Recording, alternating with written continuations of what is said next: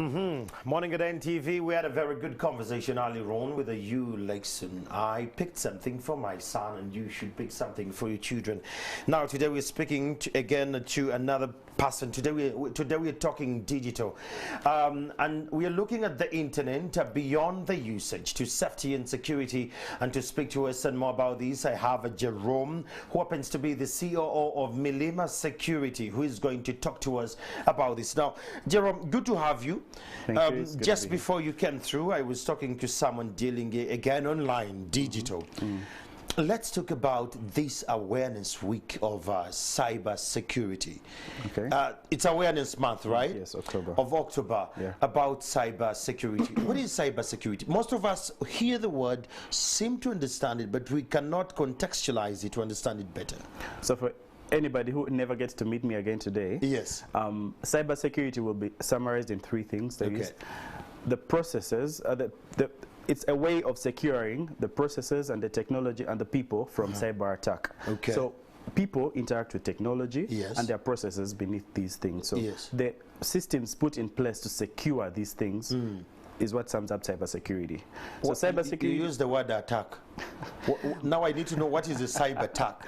So don't worry, I'm going to have this conversation. I need to understand it better. Okay. So a cyber attack is an incident where a malicious actor uses an electronic tool, a device, or computer, or a phone to gain access maliciously into your device or your internet space or whatever it is that is digital that does not belong to them for their malicious reasons. I want to soil your reputation. I want to steal your money. I want to boast about how good a hacker I am. So that's when someone orchestrates an attack. Okay. And the effects are either devastating or maybe even none. Oh yes. Yes. Now this entire month we are having a cyber security awareness month. Yes, that's true. Why should Ugandans be concerned about this conversation? Now, statistics have shown that in the past 2 years alone, there's been a 600% rise in cybercrime. Uganda alone, according to the statistics at the CID, shows that up to $4.5 million was lost in 2020 alone. Cyber. Due to cyber crime and all its related activity. $4.5 million. That's not small money. Yeah. So with all this kind of loss going on, with and this is discovered. Now there is losses that go on unnoticed. Banks. There is another piece of information that says that banks lose up to 500 million shillings weekly. But without nobody mentioning it out there, no one will know. No, but of late, Jerome, to be honest with you, there's been a conversation online on Facebook and Twitter that some people were seeing their money is getting off the account, and when they go to the banks didn't have any answer. And well, the CID came out and said, well, we're going to try to investigate and all that. But you could tell the gap between the cyber the safety zones and the loops we had. Yes, yes. That said, how should I be cyber safe? Or what should I do? The first step towards cyber safety is knowledge. When you look at the theme of this October Awareness Month of 2021, people. We're focusing on people as our first line of security. How do we ensure that people are first line of security? Educate them as much as possible. Let them know that cyber security is important as a critical aspect of our day-to-day livelihoods. People think that cyber security is the problem of the IT department or the head of IT or maybe even the police in some cases for advanced nations that have the police very averse with cyber security related laws. I want Andrew to know that I need to know basic cyber hygiene. Do I have a good password? Do I have an updated software on my phones and my PCs? Do I run the latest software? It's shocking to find that some people run Windows 7 in right 2021. Now, and yet Windows 7 is no longer getting support from Microsoft. What does that imply? It means that if you are hacked, Microsoft will have nothing to do with your incident. Get onto Windows 10, get onto Windows 11. See? So running updated software helps you secure yourself. Get good gadgets that have software updated. The Play Store runs regular updates. Some do it automatically, some have to prompt them. So you might be afraid about the data, but what is 500 MBs as opposed to access to your mobile money account? Oh, yeah. See? That's a very big way of saving yourself from all this kind of trouble. So basic stuff, good passwords, updated software, even in your interaction. Some people are very quick to divulge information about the technology they're using in critical spaces. You find a head of IT somewhere casually speaks about the technology they're using in-house. Oh. There's what we call social engineering. If I'm a bad or threat actor, if I want to know what kind of technology NTV uses to my benefit so I can hack NTV, all I have to do is talk to the IT guy, talk to some people who work within, and then they'll tell me, now you know, we're running Windows 2013 server, let's say, for example. We're running this kind of operating system on our server, or we have 200 devices on our network, or this is the room where this stuff is located. That is there's what we call social engineering. That's a way people divulge information that then is used to orchestrate attack. So an attack may not occur in an incident. Yes, it may take a period of up to 10 months. Wow, it's a process. It's a process. Wow. Yeah. So you talked about passwords. How often should someone change their passwords, be it on their phones, on their laptops, on any digital space? If you have to be very shrewd, best case is monthly. However, 90 days is a very good practice. Okay. I personally have a policy at my company. It's automated. Every member of staff must ensure that in 90 days, their password is changed. If you do not change your password in 90 days, you'll have a 10-day window within which to change it. Okay. If you don't change it, your email is blocked. Simple. Wow. Have a very good password. Have alphanumeric characters, capital letters, lowercase letters, some punctuation marks, some rare characters, and make sure that password is long enough. 8 to 16 characters is good. Now the trick to having a good long password is create a phrase. Okay. Best case in your local language. Yes. Yes. How will a hacker start understanding that? And most of the best hackers are not people who understand Luganda. Oh yes. See, I would say Amaro, Babana. Yes, actually, and they won't get it. They will not completely. So when you make a phrase and then just switch up a bit of the characters, of course, probably with or without spaces, you have a very strong password. Wow. Yes. We're talking about Cyber Security Awareness Week. It's a week actually going on, and the conversation seems to be very interesting. Now, we had a conversation on the girl child day that was on Monday, Jerome, and the theme was our digital space and our generation. How have you engaged the women? Because most of the cyber threats I've seen over the years, they've attacked women so heavily. It's the women's phones that are hacked and their nudes are out in the void. It's women's chats that are screenshot and they're out in the void. How have you engaged that gender when it gets to cyber safety? Now, thank you very much for that preamble.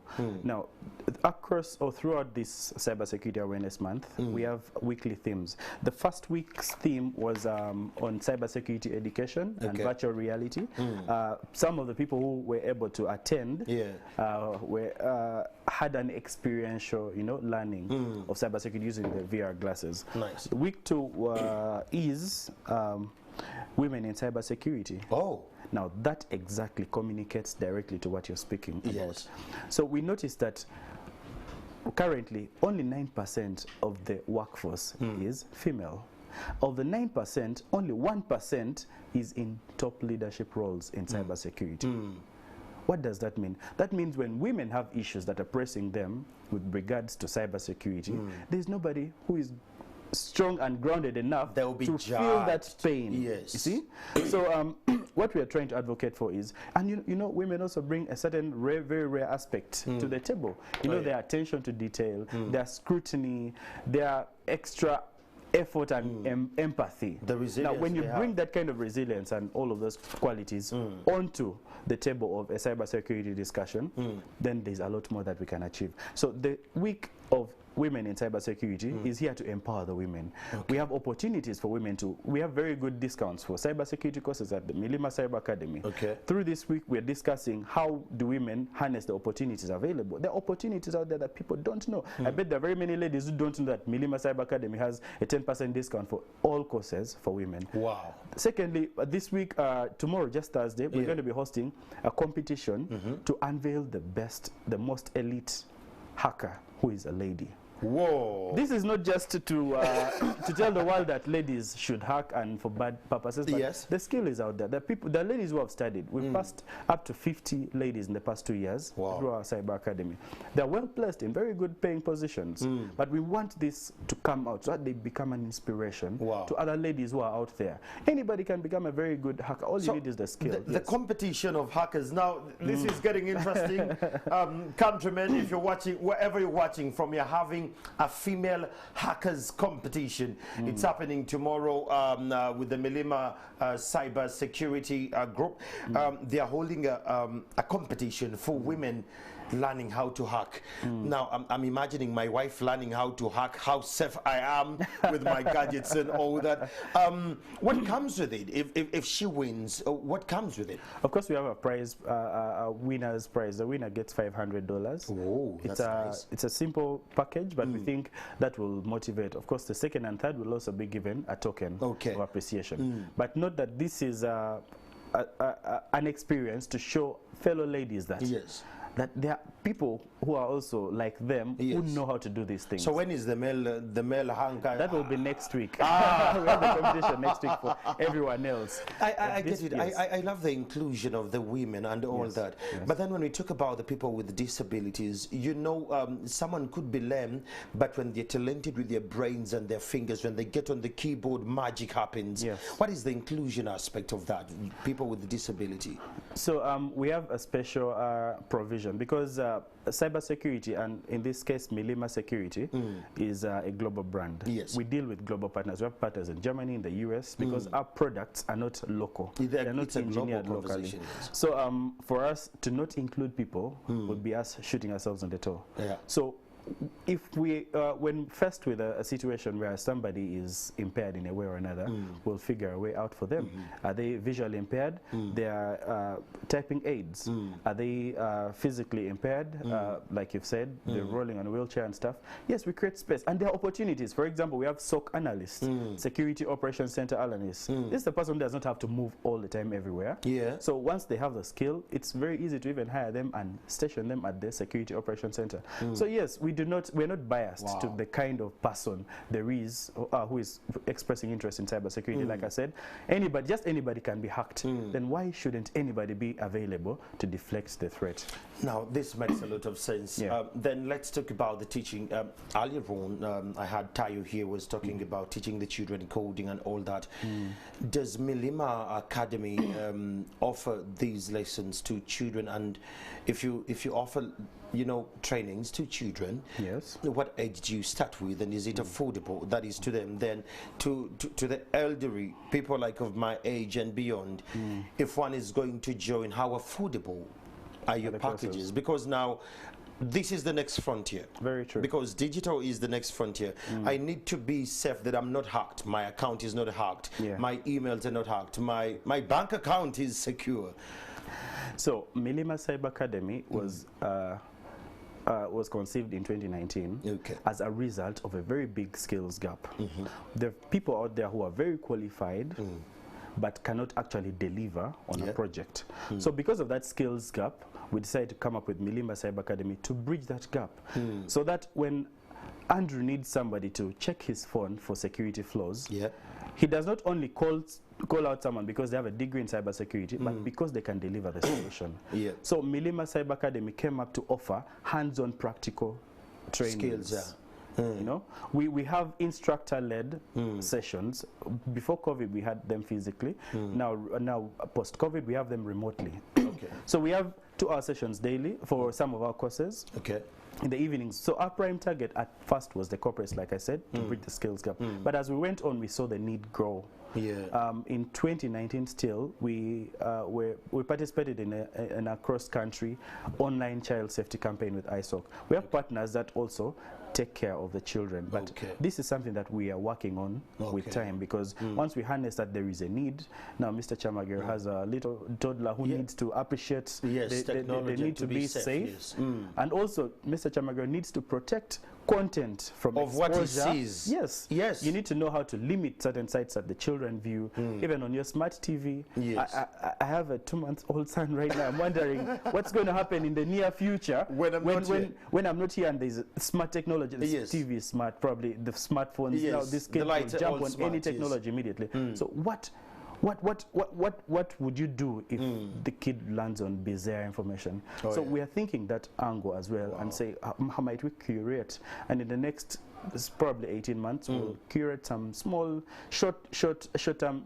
Kids don't have a long span, and also they don't have a lot of time out of school. So we're thinking, can we do 2-3 weeks of some basic cyber hygiene training, best practices, both for the children and for the parents, so that they both relate. When the parent limits it this way, the child relates and knows, oh, this is a better way of doing it. So yes, we have a plan. Now, for the elders, people like Mr. Chamagero, there is not a problem. In fact, you're the best people want to deal with. I'm coming. I need to learn this. Yes. So at Milima Cyber Academy, currently we have the fundamentals of cybersecurity course, which opens your eyes to security. Then as you go on, you have things like studying web application security. Then there's certified ethical hacking for managerial level people who don't want to go into a lot of the practical, technical stuff. There is what we call a certificate in information security practice. Now, our courses are very affordable. Just the least is 750,000, and the highest is about 1.8 million. This is very affordable. And these are short-term courses. Fundamentals is studied across 9 weeks, Monday to Thursday. Over 2 months, you're done. You do 7 to 9 p.m. So for the corporates out there, it's very affordable and very manageable. We've trained people from Ministry of Finance, from Diamond Trust Bank, from a couple of law firms, fintechs, cybersecurity. So that is a conversation we need to have. You and I need to acquaint ourselves more with the cybersecurity. I love the fact that you need to know how often you change your passwords, and the elements you use when you're changing your passwords is very critical. But again, you need to be very selfish with your information. Don't just give out information for what software you're using, what kind of phone you're using, the versions you're using, and all that. So where do we find Milima Security if I wanted to have a one-on-one conversation? All right, so Milima, we have our office, our physical premises, located at Ntinda Stretcher, just shortly before Crest Form Factories. The stretcher area opposite Shell Stretcher. But also, of course, without the physical engagement, online, we have our websites, milimatechnologies.com. And then we also have the Milima Cyber Academy, mca.ac.ug. Now, for you to participate in our cybersecurity awareness campaigns across this month, the ladies, I'm encouraging you guys, please come and apply. Just go to our website, go to the section week 2, apply and contest. Come and win this $500. It's something small, but it's something that will keep you going. For guys who want to study and learn more professionally, please go to the website, apply. Whenever our cohorts, the next cohort is in January, the current one runs out in November. So while you've gone out for festivities, come back in Jan, wanting to beef up your security. But we also have the corporates who don't have to come to study at the academy. We have tailored trainings that we come and deliver on site. Mr. Chamagera can come and deliver a training for all your staff here, and people become cyber aware. In a week, people are smart. There you have it. That is Jerome, the Chief Operational Officer from the Milima Security. At least you and I now know the basics of cybersecurity and why you need to be very conscious. Where we are headed as a country, as a generation, digital is the next frontier. You must acquaint yourself with the knowledge and the skills to stay relevant in that void. I'll take a break and I'll be back shortly.